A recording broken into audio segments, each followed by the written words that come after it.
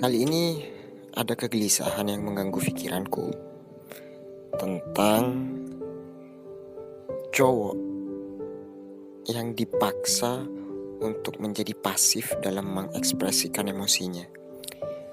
Kita mulai dari statement seperti ini.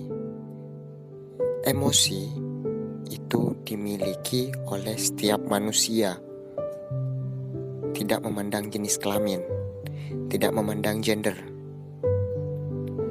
Emosi itu banyak macamnya. Salah satunya adalah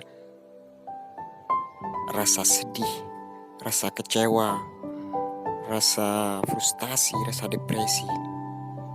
Itu kita sepakati bersama terlebih dahulu. Namun kemudian yang menjadi masalah, yang menjadi problem itu adalah ketika kita dikotak-kotakan dalam mengungkapkan atau mengekspresikan emosi yang sedang kita rasakan.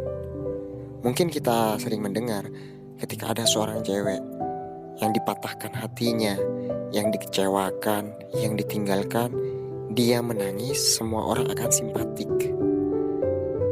Menangis itu adalah ungkapan ekspresi dari kecewaan dari cewek itu sendiri.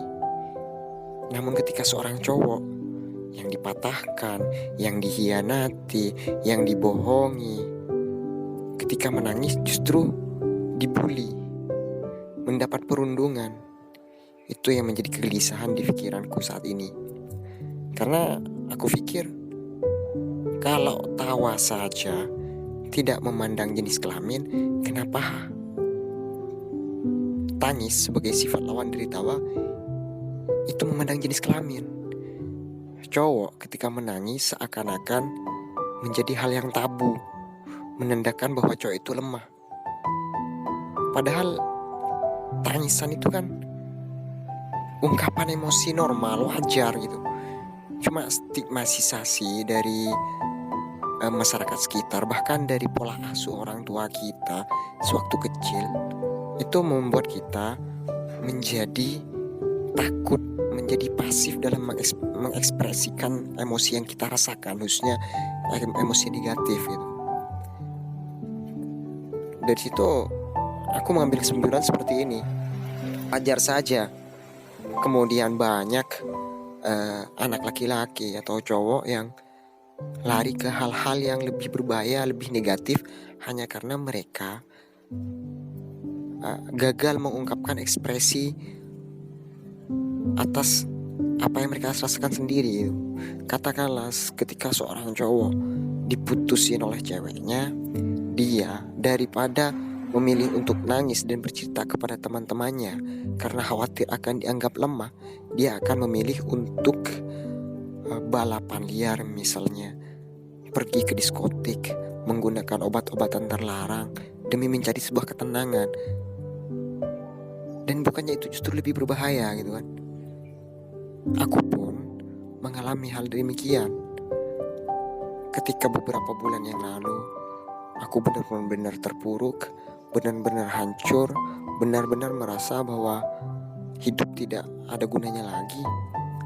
Ketika aku bercerita sama teman-temanku, hanya segelintir orang saja yang dapat memaklumi kesedihanku waktu itu. Selebihnya mereka pada berkomentar, kamu itu cowok, kamu itu lebih mudah mendapatkan cewek. Sudahlah, jangan lebay, jangan berlebihan gitu. Dan I think that damn, gue memang cowok, tapi gue juga punya hati gitu. Gue juga punya emosi negatif ketika kenyataan ataupun apa yang gue hadapin itu gak sesuai sama apa yang gue harapin gitu kan. Dan kemudian tidak menjadi masalah ketika aku dalam kondisi seperti itu.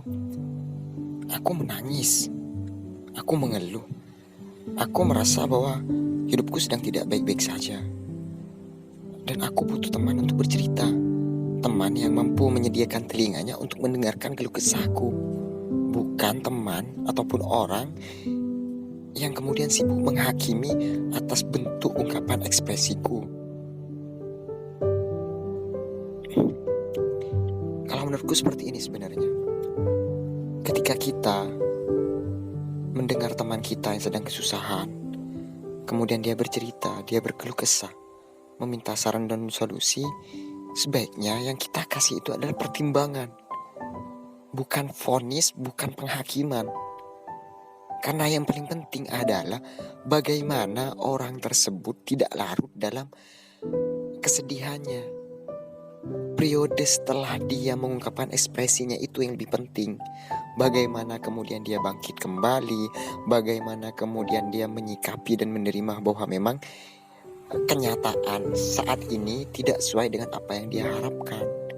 Itu jauh lebih penting daripada kemudian sibuk menghakimi, mengatakan, menjustis bahwa cowok yang ketika sedih dia nangis, dia berkeluh kesah, malah terkesan melo dan terkesan dia lemah. Kalau menurutku sih enggak. Itu justru membuktikan bahwa cowok itu sudah mulai bijaksana. Dia tahu bagaimana cara mengekspresikan emosi negatif yang ada di dalam dirinya. Karena emosi, baik itu negatif maupun positif, itu harus diluapkan, harus diekspresikan. Kalau tidak, itu akan jadi penyakit. Dan itu akan menyebabkan trauma berkepanjangan.